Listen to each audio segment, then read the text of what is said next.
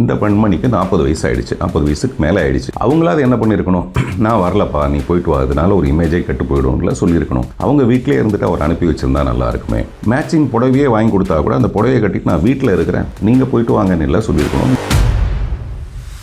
சமுத்திரகனி கூட அவர் பேசும்போது நீ யாருக்கிட்ட உன்னோட ஈகோவை காட்டுற, எதுக்காக இவ்வளோ பெரிய ஈகோ, யாரை மிரட்ட பார்க்குற நீ எதுக்காக அப்படின்னு அவர் பேசுனது அவரும் காசு வாங்கிட்டு பேசலை. பாண்டே அவர்கள் சொன்னார், அந்த குந்தவை விஷயத்தை மட்டும் நீங்கள் தவிர்த்துருக்கலான்ட்டு. ஆனால் ஏன் சார் அப்படின்னு கேட்டேன். நீங்கள் பாருங்கள், நாளைக்கு பாருங்கள் அப்படின்னாரு. இந்த பிரச்சனையில் மொத்தம் 3 பேர்னு எடுத்துக்கிட்டால் முதல்ல என்னுடைய அன்பு நண்பர் விஜய், அவருடைய வளர்ச்சியை பார்த்து நான் ரொம்ப சந்தோஷப்படுற ஒரு நண்பர். 2வது இடத்துல அவருடைய மனைவி இருப்பாங்க. இன்னமும் கோர்ட்டு தீர்மானிக்காத வரைக்கும் இப்போ வரைக்கும் அவங்க மனைவி தான் அந்த முக்கியமான ஸ்தானத்தில் தான் அவங்க இருக்காங்க. ஸோ இந்த 3வது மனுஷியை பற்றி நான் பேச வேண்டிய அவசியம் இல்லை. ஆனால் நான் சொன்னது 3வது மனுஷியை பற்றி. ஒரு 3வது மனுஷியோட ஒரு 3ஆம் தரமான ட்வீட், அது எனக்குள்ளே ஏற்படுத்தின ஒரு பாதிப்பு. ஒரு கட்சியோட தலைவர் உட்பட அவங்கள பேசின விஷயங்களுக்கு, விமர்சனங்களுக்கு எல்லாத்துக்குமே அவங்க பதில் சொல்லியிருந்தாங்கன்னா நான் இதை வரவேற்றிருப்பேன். எதுக்குமே சொல்லாமல் எனக்கு மட்டுமே அவங்க கண்டனத்தை தெரிவித்ததுனால, என்னதான் நம்ம ஷார்ப்பாக புத்தி கூர்மையாக மைக்கில் பேசினா கூட, மைக்கில் பேசிட்டதுனால அது புத்திசாலித்தனம் ஆகிடாதுங்கிற ஒரு பழி மேலே இருக்குது. அதனால் நான் ஒருவேளை முட்டாள்தனமாக பேசினா கூட அதை புத்திசாலித்தனமாக டிரான்ஸ்லேட் பண்ணி கொடுக்க வேண்டியது உன்னுடைய பொறுப்பு. Okay, deal. ஹாய் ஃப்ரெண்ட்ஸ், நல்லா இருக்கீங்களா?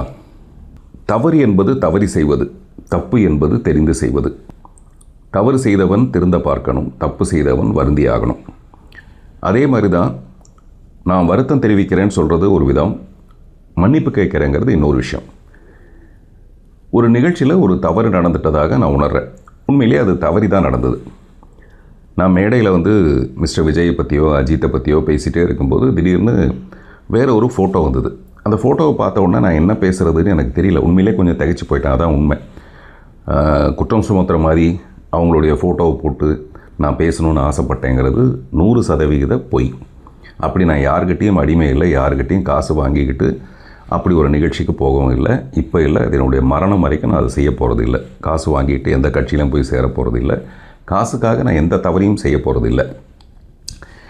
அப்படியே ஒருவேளை இந்த ஃபோட்டோவை போடுங்க நான் பேசுகிறேன் அப்படின்னு சொன்னால், ஒரு மகளிர் தினத்தன்னைக்கு நான் யாரெல்லாம் சொல்லணும்னா, ஒரு வேலு நாச்சியாரை பற்றி பேசலான்னு ஆசைப்படலாம், டயானா சார்ல்ஸை பற்றி பேசணுன்னு ஆசைப்படலாம், நான் எப்போவுமே பேசுகிற மதர் தெரசா அவர்களை பற்றி நான் மறுபடியும் ஒரு தடவை பேசுகிறேன்னு ஆசைப்படலாமே தவிர, இப்படி நான் ஆசைப்பட்டேன்னு சொல்கிறது சரியில்லை.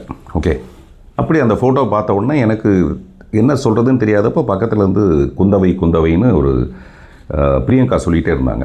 ஏன்னா அது பொன்னியின் செல்வனில் அந்த கேரக்டராக இருந்ததுனால எனக்கு டக்குன்னு அது ஒரு வார்த்தை ஜாலமாக என்ன தோணுச்சு அப்படிங்கிறத மீறி, அந்த நான் நிகழ்ச்சிக்கு வந்திருக்கும்போது கலைவாணர் நகரத்தில் இன்னும் ஒரு 1/2 மணி நேரம் அவங்க உட்காருங்கன்னு சொல்லும்போது நான் உட்காந்து மொபைலில் நோண்டிகிட்டு இருந்தேன். அப்போது திரு அந்தணன், வலைப்பேச்சில் இருக்கிற அந்தணன் அவர்கள் சொல்லிகிட்டு இருந்தார். இதே நிகழ்ச்சியை பற்றி சொல்லிகிட்டு இருந்தார். இப்போ விஜய் எவ்வளோ உயரத்துக்கு போயிருக்காரு, அடுத்து அவர் தாங்கிற அளவுக்கான ஒரு பெரிய உயரத்தை அடைய போகும்போது இந்த பெண்மணி என்ன பண்ணியிருக்கணும், இந்த பெண்மணிக்கு 40 வயசு ஆகிடுச்சு, 40 வயசுக்கு மேலே ஆகிடுச்சு. அவங்களாவது என்ன பண்ணியிருக்கணும், நான் வரலப்பா நீ போயிட்டு வா, அதனால ஒரு இமேஜே கெட்டு போயிடும்ல சொல்லியிருக்கணும். அவங்க வீட்டிலே இருந்துட்டு அவர் அனுப்பி வச்சுருந்தா நல்லா இருக்குமே. இந்த மாதிரி நிறைய பேர் பேசுகிறாங்க. அதில் ஒரு பத்திரிக்கையாளர் கூட என் கூட பேசும்போது என்ன சொன்னார்னா, மேட்சிங் புடவையே வாங்கி கொடுத்தா கூட அந்த புடவையை கட்டிட்டு நான் வீட்டில் இருக்கிறேன், நீங்கள் போயிட்டு வாங்கன்னு இல்லை சொல்லியிருக்கணும். இப்படி நிறைய செய்திகள் வந்துக்கிட்டே இருந்தது. உண்மையான விஷயமே என்னென்னா, திரு விஜய் அவர்கள் கிட்டத்தட்ட ஒரு நிறைய விஷயங்களை கடந்து, அரசியலுங்கிறது சாதாரணமான விஷயம் இல்லை, நிறைய போராட்டங்களை சந்திக்க வேண்டியதாக இருக்கும். அதெல்லாம் சந்தித்து கடந்து வந்துட்டு இருக்கும்போது கரூர் பிரச்சனையில் கூட அவருக்கு ஏற்படாத ஒரு பெரிய, கரூர் பிரச்சனையில் விமர்சனங்கள் வந்ததே தவிர அவருக்கு இவ்வளோ பெரிய பாதிப்பு வராத அளவுக்கு இருந்தது. இவ்வளோ பாதிப்புக்கும் காரணமான ஒரு நிகழ்ச்சி, அந்த நிகழ்ச்சியில் இந்த பெண்மணி கலந்துக்காமல் இருந்திருக்கலாம் அப்படிங்கிறது என்னுடைய அடிமனசில் இருந்தது. பட் அதை நான் சொல்கிறதுக்காக அந்த மேடைக்கு போகல. அந்த மேடைக்கு நான் எதுக்காக போனேன், அங்கே யாரெல்லாம் பேச இருந்தேன், ஏன்னா அது என்கிட்ட ப்ரீ பிளான்டு விஷயம், என் கையில் கொடுக்கப்பட்டது. அதை பற்றி நான் அடுத்த விஷயத்தில் சொல்கிறேன். அதனால் எனக்கு இவங்களுடைய ஃபோட்டோவை போட்டு பேசணுங்கிற அளவுக்கு ஒரு பெரிய லட்சியம்லாம் எனக்கு கிடையாது. குந்தவை குந்தவைனோடனே இவங்க வீட்டிலே குந்த வச்சுருக்கலாம், வெளியில் வந்ததுனால பாருங்கள் எவ்வளோ பெரிய பிரச்சனை ஆகிடுச்சுங்கிறது ஒரு பெரிய ஆதங்கம், உண்மையிலே பெரிய ஆதங்கம், அவ்வளோதான்.